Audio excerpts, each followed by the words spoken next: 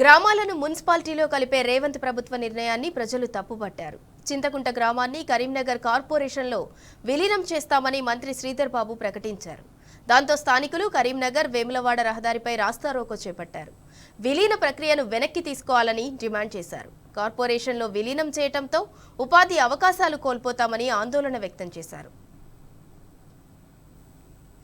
కరీంనగర్ కార్పొరేషన్లో చింతకుంట గ్రామాన్ని విలీనాన్ని రద్దు చేయాలని స్థానికులు డిమాండ్ చేశారు. కార్పొరేషన్లో విలీనం చేస్తే తమ బతుకులు ఏమాత్రం బాగుపడవని అంటున్నారు. గతంలో విలీనమైన గ్రామాలు ఇప్పటికీ అలానే ఉన్నాయని వివరించారు. చింతకుంట గ్రామం ఇప్పుడిప్పుడే డెవలప్మెంట్ అవుతుందని పేర్కొన్నారు. కార్పొరేషన్లో కలిపితే తమ బతుకులు ఆగమవుతాయని ఆందోళన వ్యక్తం చేస్తున్నారు. జాగలు లేక ఇండ్లు లేక మేము ఆ ఉపాధి పని విన్నే బతుకుతున్నాం.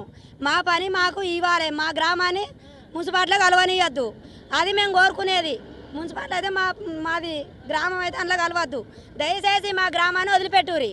ఇంతే మేము కోరుకున్నది. మేము ప్రజలమంతా కోరుకున్నది కూడా ఇదే. మహిళలు చాలా మంది ఉన్నాం. మా మహిళలకు మేలు చేయిరి.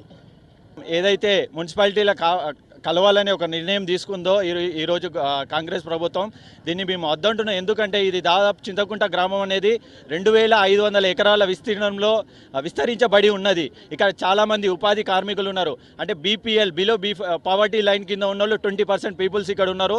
దాదాపు 20,000 జన సామర్థ్యం కలిగిన ఈ గ్రామ పంచాయతీని ఇప్పుడు మున్సిపాలిటీలు అయితే ఏ విధంగా కలపాలనుకుంటారు. ఇక్కడ మనకు పైకి చూస్తే శాంతినగర్ వెనుక సమ్మక్క సారక్క గద్దెలైనా కానీ, ఇక్కడ డబుల్ బెడ్రూమ్ ఇల్లు అయినా కానీ, ఇక్కడ ఎవ్వరూ కూడా ఆర్థికంగా అభివృద్ధి చెంది లేరు. ఇక చాలామంది ఇప్పటికీ వ్యవసాయాన్ని నమ్ముకునే బతుకుతున్నారు. దాదాపు ప్రభుత్వ లెక్కల ప్రకారం ఇక్కడ 2,000 ఎకరాల్లో ఇప్పటికీ కూడా వ్యవసాయం జరుగుతుంది. అదేవిధంగా ఇక్కడ మనకు మత్స్యకారులు కూడా జీవిస్తున్నారు. అదేవిధంగా ఇక్కడ పశువులను పెంచుకొని కూడా చాలామంది పశువుల మీద ఆధారిత వ్యవసాయం కూడా చేసుకుంటే చాలా కుటుంబాలు ఆ విధంగా ఇంకా జీవనాన్ని కొనసాగిస్తున్నాయి. ఇక్కడ అభివృద్ధి చెందిన వాళ్ళు లేరు. చాలామంది నిరుపేదలు ఉపాధి హామీ కార్మికులు ఉపాధి హామీ పనిచేసే జీవనం గడుపుతూ ఉన్నారు. ఈరోజు రాష్ట్ర ప్రభుత్వం అయితే రేవంత్ రెడ్డి గారి ప్రభుత్వం అయితే ఉందో మా చింతకుంట గ్రామాన్ని మున్సిపాల్లో విలీనం చేస్తూ మొన్న జరిగినటువంటి అసెంబ్లీలో తీర్మానం చేయడం జరిగింది. దానిని మా చింతకుంట గ్రామ ప్రజలందరూ కూడా వ్యతిరేకిస్తూ ఉన్నారు. ఇది అన్యాయం. మా చింతకుంట గ్రామం ఇప్పుడిప్పుడే గ్రామ పంచాయతీ ద్వారా అభివృద్ధి చెందుతూ ఉంది. ఉపాధి హామీ పని కావచ్చు, అదేవిధంగా అభివృద్ధి విషయంలో కావచ్చు, ఇప్పుడిప్పుడే అభివృద్ధి చెందుతున్న మా గ్రామాన్ని తీసుకుపోయి మున్సిపాల్లో కలిపితే ముఖ్యంగా ఉపాధి హామీ కార్మికులు దాదాపు 1000 మంది ఉపాధి హామీ కార్మికులకు ఉపాధి పోయే ప్రమాదం ఉంది.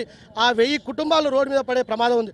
దాంతోపాటు అభివృద్ధికి సంబంధించి ఇంకా మాకు సరైన డ్రైనేజీ లేక, రోడ్లు లేక అనేక అవస్థలు పడుతూ ఉన్నాం.